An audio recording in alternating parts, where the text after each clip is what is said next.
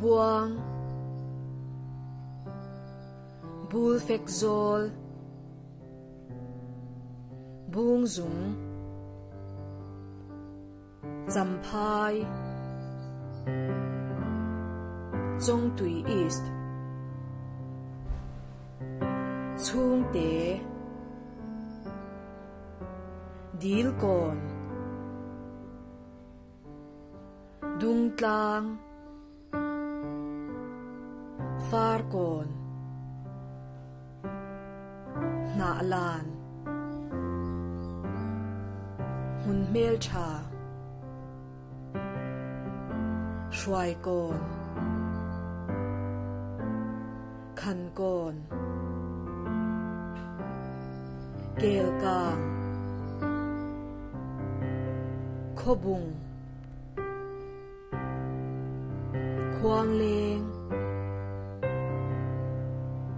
Khoang Phak Khoang Thing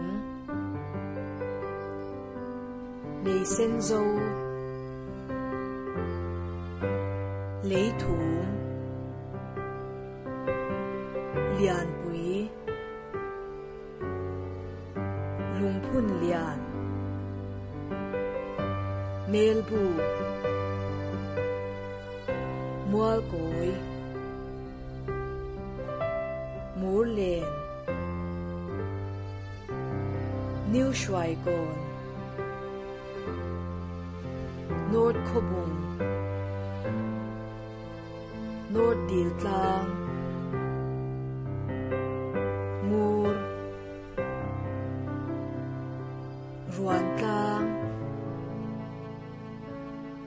Sam Thang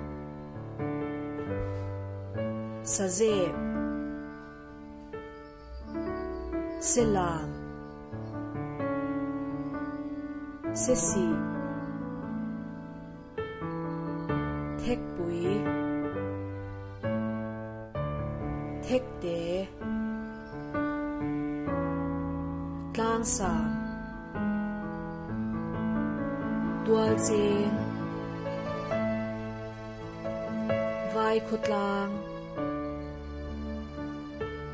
Vang Chia Van Giao Vapar Vapai Zol Si Zong Te Tui